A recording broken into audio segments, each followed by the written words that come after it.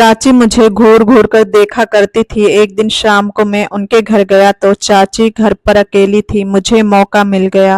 चाची मुझे अपने कमरे में ले गई।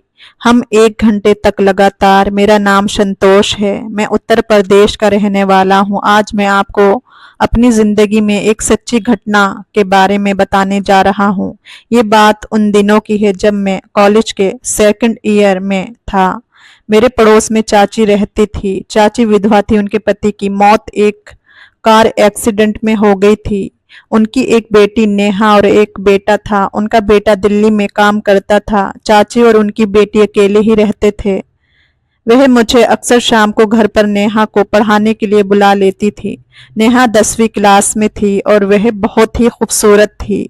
मेरी नज़र हमेशा नेहा पर टिकी रहती थी। उसकी खिलखिलाती हंसी, उसकी खूबसूरती मुझे भा गई थी। मैं उसकी पहली पसंद बनना चाहता था। एक दिन ऐसे ही मैं उसको पढ़ाने के लिए गया हुआ था। गलती से मेरा मोबाइल उन्हीं के घर पर छूट गया। मैं अपने घर आ गया था। कुछ देर बाद मेरी माँ के फोन पर चाची का फोन आया। चाची मेरी माँ से कहने लगी कि संतोष अपना फोन यहीं पर भूल गया है। मेरी माँ से चाची की बात होती रहती थी। चाची ने माँ से कहा संतोष को घर भेज दीजिए, वह आकर अपना फोन ले जाएगा। माँ मुझे मेरी लापरवाही के लिए डांटने लगी। फिर मुझे नेहा के घर से फोन लाने के लिए कहा। जब मैं उनके घर पर अपना फोन वापस लेने के लिए पहुंचा तो नेहा की माँ अपने आप ही मुस्कुरा रही थी। मेरे हाथ में फोन देते हुए बोली, संतोष तुमने अपने फोन में मूवी तो बहुत अच्छी रखी है।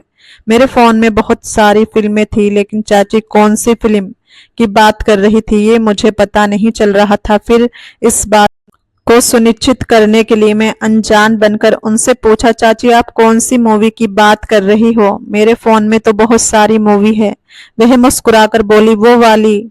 चाची मैं समझा नहीं। ज्यादा भोला मत बन, तेरी माँ को बताऊंगी तो सब याद आ जाएगा तुझे। मैंने तुरंत बात को संभालने की कोशिश करते हुए कहा, नहीं चाची आप गलत समझ रही हैं। मैं अपने फोन में कोई भी गलत फिल्म नहीं रखता। आप माँ से कुछ मत कहना, मैं ये सब डिलीट कर दूंगा। चाची बोली, डरो नहीं, कुछ नहीं कहूंगी तेरी मम्मी को। मैं तो मजाक कर रही थी। अच्छा ये बताओ तुम्हारी कोई गर्लफ्रेंड है? मैंने कहा, नहीं चाची अभी तक तो कोई नहीं। आप मोबाइल दे दो। मेरा मोबाइल मेरे हाथ में देते हुए बोली, फोन में लॉक लगा कर रखो। मैंने कहा ठीक है चाची। फिर मैं अपना मोबाइल लेकर घर आ गया। रात का खाना खाने के बाद सोने लगा तो नींद नहीं आ रही थी। मेरे दिमाग में मैं चाची की बातें ही घूम रही थी। उस दिन के बाद से चाची ने मुझे घूरना शुरू कर दिया। कभी छत पर तो कभी गली में, कभी अपने घर बहाने से बुलाती, कभी मुझे छूने की कोशिश करती। ऐसे ही एक दिन जब मैं शाम को उनके घर नेहा को पढ़ाने आया तो मैंने देखा कि चाची अकेली थी। मैंने पूछा, चाची नेहा कहाँ है? चाची बोली, वो अपने मामा के यहाँ चली गई। मैं हैरानी से पूछा, कब? चाची बोली, आज सुबह ही तो निकली है। रात में उसके मामा आ गए थे, उसका भी मन कर गया और सुबह में उनके साथ ही निकल गई। मैंने कहा ठीक है चाची, जब वह है ही नहीं तो फिर मैं जाऊं? वह बोली, आ ही गए हो तो बैठ जाओ, चाय बनाऊंगी, तुम भी पी लेना 1 कप मेरे साथ। मैं बोला ओके। वह चाय बनाने चली गई और मैं टीवी देखने लगा। चाची घर में अकेली थी तो मैंने सोच लिया कि यहाँ ज्यादा रुकने में कोई फायदा नहीं है। फिर चाची चाय बनाकर लाई। जब वह मुझे कप पकड़ाने लगी तो उन्होंने मेरे हाथ भी पकड़ लिया। वह बोली, बहुत मुलायम हाथ है तुम्हारा, तुम तो मर्द हो, मर्दों का हाथ तो एकदम कड़क होता है। उनकी ऐसी बातें सुनकर मैं थोड़ा घबराने लगा और मुस्कुराकर मेरे साथ बैठ गई। मेरे पास बैठकर बोली, आज मुझे बाजार जाना है, क्या तुम मेरे साथ चलोगे? मैंने कहा, चाची मुझे कुछ काम है इसलिए मुझे अभी घर जाना होगा। वह बोली, कोई बात नहीं, जो काम है वह कर लो, जब फ्री हो जाओगे तो आ जाना। मैंने कहा ठीक है। मैंने अपना चाय का कप टेबल पर रखा और मैं खड़ा हो गया। अच्छा तो चाची ठीक है, मैं चलता हूँ, जब मुझे टाइम मिलेगा तो मैं आ जाऊंगा। मैं बहाना करके वहां से रफू चक्कर हो गया। अपने घर जाकर चाची के बारे में सोचने लगा, आखिर चाची मुझसे चाहती क्या है? इस तरह की हरकतें मेरे साथ आखिर क्यों कर रही है? मैं तो उनके बेटे जैसा हूँ। फिर मैंने सोचा, अरे संतोष, कहीं तुझे कोई गलत फहमी तो नहीं हुई? वह तो मुझसे सिर्फ अच्छी अच्छे से बात करती है। मैं पता नहीं क्या गलत मतलब निकाल रहा हूँ। मैं कश्मकश में था कि अचानक मेरे कमरे में माँ आई और मुझे बाजार के लिए कोई काम बता दिया। कहने लगी, घर का कुछ सामान खत्म हो रहा है, जल्दी से तुम बाजार से मुझे सामान लाकर दे दो। मैंने कहा, ठीक है माँ, मैं अभी जाता हूँ। अचानक ही चाची का फोन माँ के मोबाइल पर आ गया। चाची कहने लगी, मुझे बाजार में कुछ काम है, क्या आप संतोष को भेज सकती हो? इतने में ही माँ बोली, हाँ संतोष बाजार ही तो जा रहा है, तुम चाहो तो उसके साथ चली जाओ। चाची और माँ की बातें सुनकर मेरा तो सर चकराने लगा। मैं चाची के साथ जाना नहीं चाहता था, लेकिन माँ के कहने पर मुझे मजबूरन जाना पड़ा। मैं अपनी बाइक लेकर चाची के गेट पर गया। चाची पहले से ही तैयार खड़ी थी। वह मुझे देखकर मुस्कुरा रही थी। मैं भी उन्हें देखकर झूठी हंसी हंसने लगा। मैं बाइक स्टार्ट किया और चाची मेरे पीछे बैठ गई। जैसे ही बाइक घर से थोड़ा दूर पहुंची, चाची मुझसे चिपकने की कोशिश करने लगी। मैं बोला, चाची आप ठीक से बैठें। वो बोली, मुझे बाइक पर बहुत डर लगता है, इसलिए तुम्हें कसकर पकड़ रखा है। उनकी बात सुनकर मैं खामोश हो गया। पूरे रास्ते वह मुझे से इसी तरह चिपक कर बैठी रही। मैं बहुत अनकंफर्टेबल महसूस कर रहा था, लेकिन मैं कर भी क्या सकता था। थोड़ी ही देर में हम मार्केट पहुंच गए। मैंने कहा, चाची आपको जो भी सामान लेना है ले लो, मैं भी अपनी शॉपिंग कर लेता हूँ। जब आप सामान खरीद लो तो मुझे कॉल करके बुला लेना, मैं आ जाऊंगा। वह बोली, ज्यादा कुछ नहीं चाहिए, थोड़ा सा ही सामान है, तुम जाओ मत, मेरे साथ ही रहो। मुझे मजबूरन उनके साथ रुकना पड़ा। वह एक कपड़े की दुकान पर गई और वहां से नाइटी खरीदने लगी और बार बार अपने ऊपर लगाकर दिखाती और मुझसे पूछती, देखो संतोष, ये मुझ पर कैसी लग रही है? मैंने कहा, चाची मुझे इस बारे में कोई नॉलेज नहीं है, आपको जो अच्छी लगे ले लो। वह कहने लगी, क्यों, जब तुम्हारी शादी होगी तो अपनी बीवी के लिए नहीं लाओगे?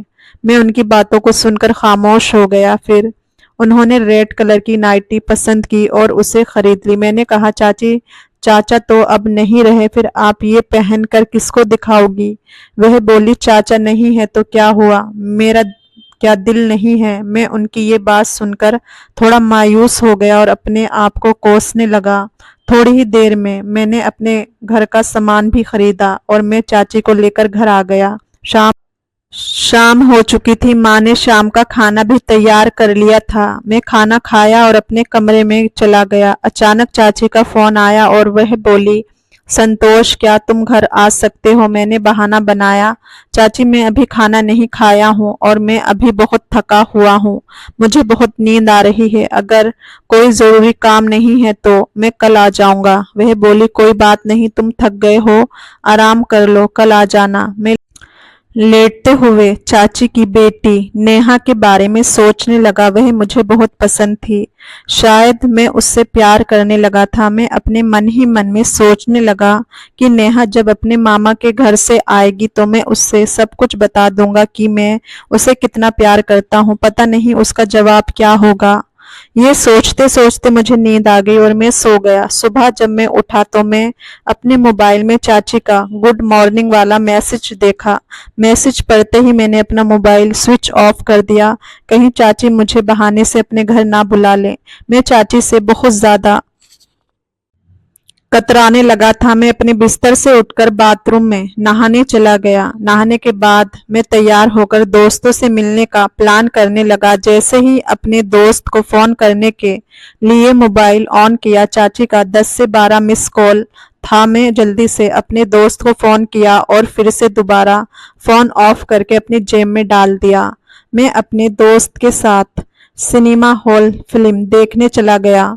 फिल्म देखकर जब घर वापस आया तो माँ मुझे डांटने लगी। फिर बोली, मोबाइल क्यों ऑफ किया हुआ था? मैं कितनी बार कॉल की, तुझे पता नहीं कहाँ दिमाग रहता है तेरा? मैंने कहा, माँ शायद मेरे मोबाइल की बैटरी खत्म हो गई होगी, आपको कुछ काम था मुझसे? माँ बोली, मुझे कोई काम नहीं है।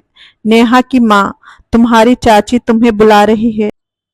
उसने कई बार मुझे कॉल किया, इसलिए मैं तुम्हें बार बार कॉल कर रही थी। मैंने अपनी माँ से बहाना बनाया कि माँ मैं बहुत थक गया हूँ, मुझे नींद आ रही है, मैं सोने जा रहा हूँ। मेरी माँ कहने लगी, एक बार उनके घर जाकर पूछ तो क्या बात पता तेरी चाची को कोई जरूरी काम तो नहीं। मैं बोला कल चला जाऊंगा माँ, अब मुझे सोना है। मेरी माँ मुझे समझाते हुए बोली, बेटा उनके पति नहीं है और बेटा भी बहुत दूर रहता है और उनकी बेटी भी अपने मामा के घर गई हुई है। वह बेचारी अकेली है, एक बार जाकर पूछ तो ले, शायद कोई जरूरी काम हो। मुझे अपनी माँ के आगे झुकना पड़ा और मैं चाची के घर चला गया। जैसे ही मैं चाची के घर की डोर बेल बजाई, चाची ने जल्दी से आकर दरवाजा खोला। उन्हें देखकर तो मैं हक्का बक्का रह गया। वह उसी रेड कलर की नाइटी को पहने हुए खड़ी थी और कहने लगी, अंदर आओ संतोष, मैं तुम्हारी ही इंतजार कर रही थी। तुमने अपना फोन क्यों स्विच ऑफ किया था?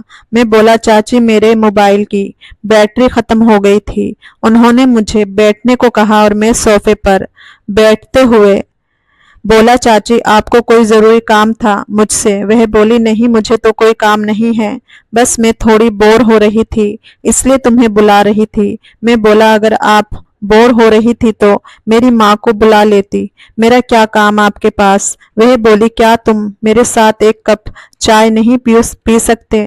मैंने कहा, ठीक है पी लूंगा। वह थोड़ी ही देर में 2 कप चाय बना कर ले आई।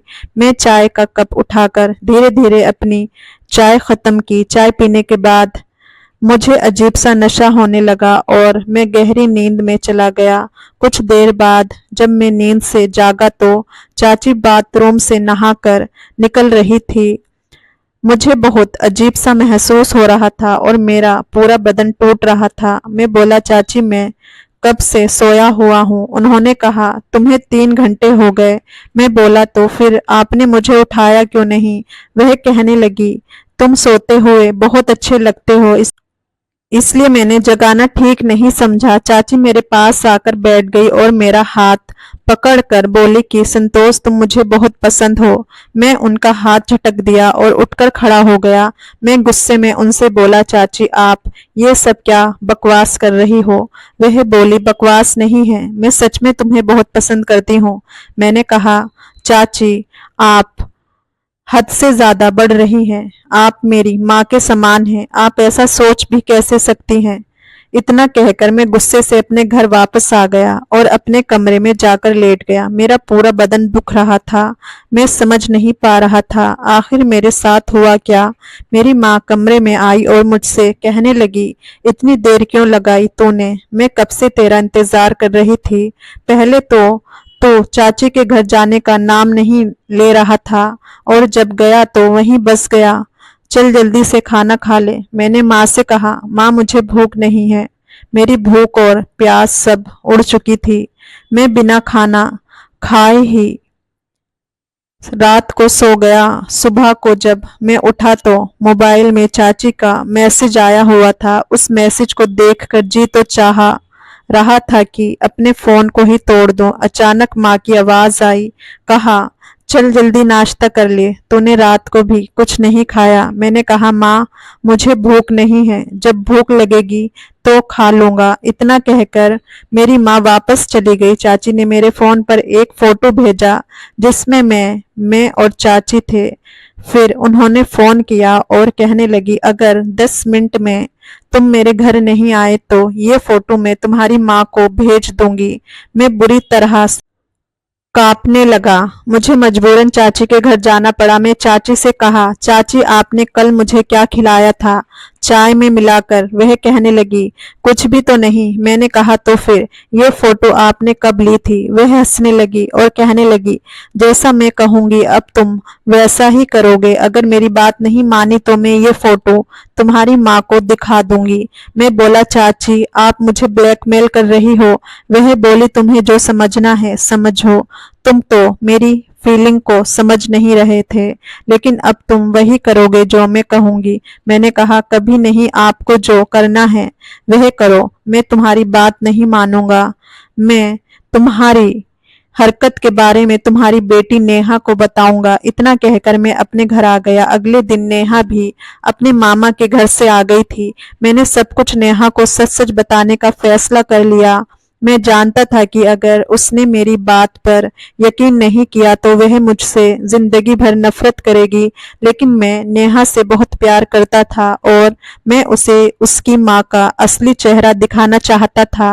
मैंने नेहा को फोन किया और उसे मिलने के लिए एक पार्क में बुलाया। थोड़ी ही देर में वह आ गई। उसके आते ही मैंने उसे सब कुछ सच सच बता दिया और फिर उसे वह फोटो भी दिखाई जो उसकी माँ ने मेरे साथ खींची थी। पहले तो नेहा मेरी बात पर यकीन नहीं किया, लेकिन जब फोटो ध्यान से देखा तो उसमें मैं बेहोशी के हाल में पड़ा हुआ था। वह समझ गई कि शायद यह उसकी माँ की करतूत है। वह कहने लगी, संतोष, मैं बहुत शर्मिंदा हूँ अपनी माँ की इस हरकत की वजह से। मैं आपसे माफी मांगती हूँ। मैंने कहा, माफी मांगने की जरूरत नहीं है। तुमने मेरी बात का यकीन किया, वही मेरे लिए सब कुछ है। इतना सुनकर वह जाने लगी। मैंने जल्दी से उसका हाथ पकड़ा और उसे रोक लिया। मैंने उससे कहा, नेहा, मैं तुमसे बहुत प्यार करता हूँ। वह थोड़ी शर्माई और फिर मुझसे कहने लगी, मैं भी तुमसे बहुत प्यार करती हूँ, लेकिन कहने से डरती थी। उसके बाद नेहा बोली, हमें जल्दी ही शादी कर लेनी चाहिए, क्योंकि अब मैं अपनी माँ के साथ और ज्यादा नहीं रह सकती। मुझे उस औरत से नफरत हो गई है। इतना सुनकर मैं नेहा को अपने गले से लगा लिया और फिर हमने जल्द ही शादी कर ली। दोस्तों, कहानी आपको जरा भी पसंद आई हो तो लाइक, शेयर और चैनल को सब्सक्राइब जरूर से कर लीजिए। फिर मिलेंगे एक नई और कहानी में।